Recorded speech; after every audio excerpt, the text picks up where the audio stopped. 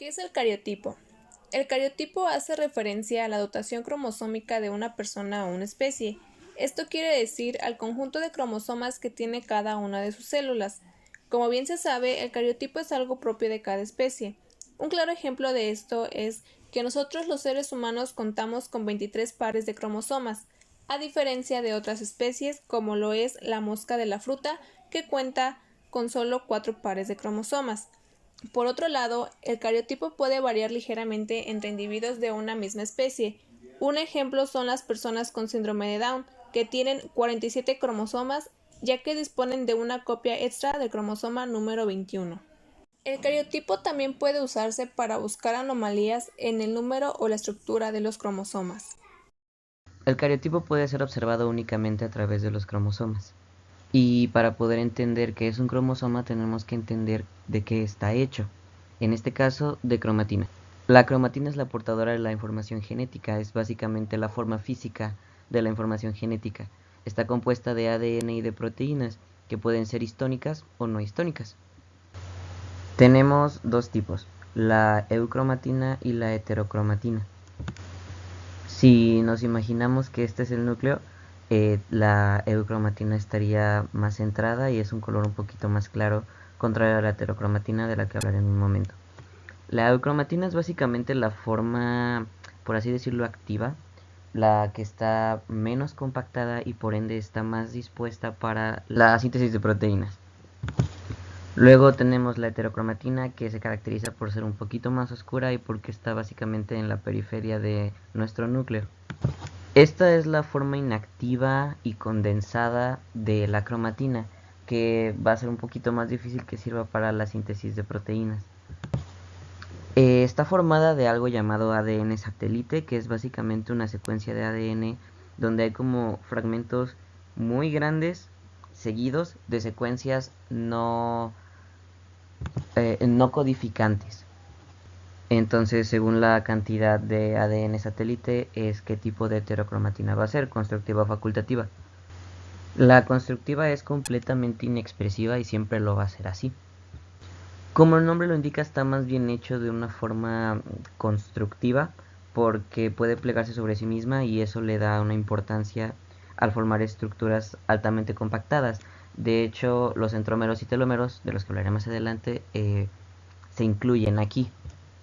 Luego tenemos la facultativa, que sí es de cierta forma reversible. De hecho, incluye los cuerpos de Barr. Los cuerpos de Barr están formados por cromatina hetero, cromatina facultativa. Si pudiéramos estirar la cromatina a todo lo que da, resultaría en una fibra de 1 metro, que no puede entrar dentro de una célula. Por eso la vemos enredada en sí misma como si fuera un cabello. De esa manera ya puede entrar. Pero llega un punto de la vida de una célula en la que entra en la fase mitótica, cuando tiene que reproducirse y tiene que dividir su información genética en dos para sus células hijas. Y para poder lograrlo tiene entonces que convertirse en la unidad móvil de ADN. Entonces la cromatina pasa por los niveles de compactación que ya conocemos, es decir, el nucleosoma, luego el collar de perlas, luego el solenoide, luego los bucles, etcétera, etcétera, etcétera, hasta finalmente formar los cromosomas. Los cromosomas son esta estructura altamente organizada de ADN. Personalmente me gusta llamarlo unidad móvil de ADN. Llegan a medir de 0.2 a 20 micras y están formados básicamente de la cromatina más las histonas que lo van a unir. Depende de la especie la cantidad de cromosomas que conforman el cariotipo, pero en el caso de los seres humanos nuestro cariotipo está conformado por 22 pares de cromosomas autosómicos, es decir, los que no son sexuales, y un par alosómico, es decir, el que se encarga del sexo. Aunque, y es importante decirlo, el par alosómico de cromosomas no se encarga únicamente de expresar el sexo del organismo. Se le llama par sexual porque es el que tiene el gen que se encarga de eso. Ahora, ¿por qué están acomodados en pares? Porque la mitad de la carga genética que tenemos viene de la madre y la otra mitad viene del padre. Entonces, tenemos los pares porque uno de ellos es de la madre y el otro es del padre. A este par, que tiene la misma información genética, pero de la mamá y del papá, se le llama homólogo. Ahora, los cromosomas están formados por dos cromátidas hermanas. Las cromátidas hermanas están unidas en el centrómero. Y una sola cromátida se divide en función al centrómero, en brazo P y en brazo Q. El sería el de arriba y el Q el de abajo. En cada extremo de la cromátida tenemos a los telómeros. El centrómero está hecho por el ADN satélite del que ya les había hablado y básicamente se trata de algo llamado constricción primaria. Son importantes porque el uso mitótico va a tomar a los cromosomas del centrómero y los va a dividir en cromátidas gracias al centrómero. Tenemos también a los telómeros en cada extremo de la cromátida y al igual que el centrómero básicamente se encargan de dar estructura al cromosoma. Entonces son ADN satélite, es decir, no codificante. Y en el caso de los telómeros, un dato interesante de ellos es que tienen mucho que ver con el cáncer. Otras partes del cromosoma de las que realmente no se habla mucho son de las regiones organizadoras del nucleolo. Tenemos a las constricciones primarias, que sería el centrómero, pero también están las secundarias, que serían un adelgazamiento inusual. Y en este adelgazamiento podemos encontrar ADN ribosomal o ribosómico. Ojo, ADN, no ARN. Entonces sería la información genética que producen los ribosomas. Los cromosomas que tienen esta región organizadora del nucleolo con información de ribosomas son aquellos que tienen los satélites, como las puntitas pequeñas que habíamos visto en clase. Entonces, los pares de cromosomas que tienen un satélite son porque tienen información genética de ribosomas. También tenemos a los cromómeros, que son básicamente engrosamiento de la eucromatina. Son básicamente la compartimentalización de secuencias relativamente grandes de ADN a las que le podemos llamar isócoras. Un ejemplo muy conocido de lo que es un isócora sería el porcentaje de citosina y guanina. Entonces la representación física de este porcentaje sería los cromómeros. Tipos de cromosomas. Los cromosomas se clasifican según la posición relativa del centrómero. Se le conoce como cromosomas metacéntricos a aquellos que tienen los dos brazos de igual tamaño, submetacéntricos a aquellos que tienen un brazo de mayor tamaño que el otro, telocéntricos en donde el centrómero está más desplazado y por ende el cromosoma tiene un solo brazo, y por último acrocéntricos, aquel en el que el centrómero está desplazado hacia un extremo que prácticamente no tiene brazos pequeños. El cariotipo de los seres humanos se puede clasificar por grupos de la A a la G. Y esta clasificación de pares obedece a cierto tipo de características que comparten, tanto en tamaño como en la posición del centrómero. Y también si es que tienen satélites, por ejemplo el grupo G, con el par 21 y 22, donde son pequeños, acrocéntricos y tienen satélite. El estudio de cariotipo es aquel que analiza tanto el tamaño, la forma, así como el número de cromosomas presentes en los genes. En los humanos sabemos que contamos con 23 pares de cromosomas, es decir, 46 de ellos, y esto es un valor normal, el cual quiere decir que no existe ninguna anomalía en cuanto a la cantidad de cromosomas presentes en nosotros. Esta se realiza después de haber obtenido una muestra de tejido celular. El estudio de cariotipo es aquel que analiza tanto el tamaño, la forma, así como el número de cromosomas presentes en los genes. En los humanos sabemos que contamos con 23 pares de cromosomas, es decir, 46 de ellos, y esto es un valor normal, el cual quiere decir que no existe ninguna anomalía en cuanto a la cantidad de cromosomas presentes en nosotros. Esta se realiza después de haber obtenido una muestra. Generalmente, este estudio se realiza en personas donde se cree o se sospecha que existe alguna patología de origen cromosómico, por ejemplo, el síndrome de Down, síndrome de Patou o el síndrome de Turner. Para el caso del síndrome de Down, esto es una afección donde el paciente tiene un cromosoma extra, el cual es el responsable de otorgarle las características tanto morfológicas como de conductas al paciente. Este lleva el nombre del científico que lo describió en 1866, Langson Down. En este caso, se tiene una copia parcial o completa del cromosoma 21 en lugar de dos copias, por lo cual se le llama trisonomía del par 21.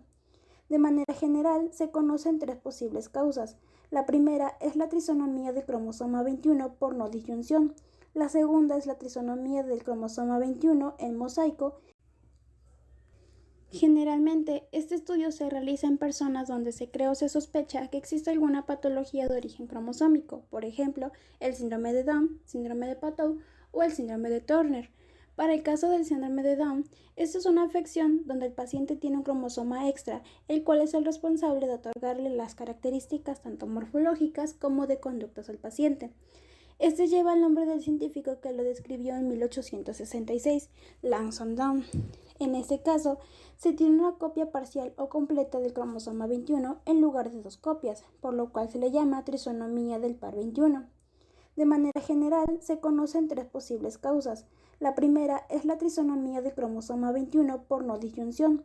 La segunda es la trisonomía del cromosoma 21 en mosaico. A menudo, un tema que escuchamos mucho, incluso fuera del ámbito de la biología, son las fallas genéticas, o también llamadas mutaciones genéticas, que causan enfermedades incurables o que afectan inmensamente a la persona que llegue a presentar estas mutaciones. Si nos vamos a palabras más técnicas, las afecciones resultantes de una alteración en la cantidad o calidad de material genético que causan estas anomalías o enfermedades se llaman cromosomopatías, las cuales, dependiendo de sus características, se clasifican en numéricas o estructurales. Las cromosomopatías numéricas son defectos congénitos que se presentan cuando existe un cromosoma de más o un cromosoma de menos en lo que sería el par normal. En la siguiente tabla podemos observar ejemplos de enfermedades resultantes de alteraciones genéticas en el código genético. Si ponemos atención, notaremos que se repite constantemente la palabra trisomía de X cromosoma. Esto significa que estas son enfermedades causadas porque la persona tiene 3 copias de cromosomas en lugar de 2, que es lo normal. Dependiendo del número de cromosoma donde se encuentre esta trisomía, será la enfermedad o síndrome con el cual el individuo crecerá o se desarrollará. Cuando existe un exceso o escasez de material genético y esto afecta la forma del cromosoma, se da una cromosomopatía estructural, la cual se divide en los siguientes tipos de anomalías. De lesión. Hay falta de material genético y se puede dar en un fragmento o en todo el gen. Duplicación. Existe una mutación que produce que un segmento tenga una o más copias. Inversión. Es cuando un segmento del cromosoma se desprende y se vuelve a unir, pero al revés o con polos inversos. Translocación robertsoniana.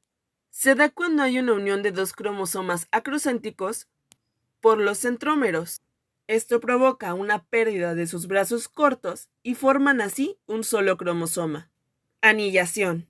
Se da cuando hay dos rupturas de terminales en ambos brazos del cromosoma y después se fusionan las terminaciones cromosómicas fraccionadas, lo que resulta en una pérdida de material genético. Entonces, teniendo en cuenta lo anterior, tenemos este diagrama, donde podemos ver que a su vez, este tipo de anomalías se dividen en no balanceados y balanceados. Los no balanceados es donde hay una pérdida o ganancia de material genético. En la tablita podemos observar algunas enfermedades causadas por este tipo de anomalías. Y las balanceadas es donde no hay ni pérdida ni ganancia. Esto quiere decir que todo está en orden. Las anomalías genéticas se pueden dar por muchas causas.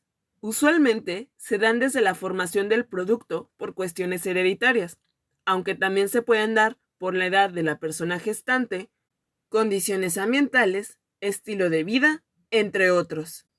Dependiendo del tipo de anomalía que se presente, pueden tener los siguientes resultados. Quienes padezcan o quienes estén gestando a alguien con este tipo de anomalías. Se pueden suscitar abortos espontáneos, problemas de desarrollo físico o mental, tiempo de vida disminuido, muerte neonatal, problemas de crecimiento y daños severos a la salud. usualmente desarrollándose como enfermedades crónico-degenerativas.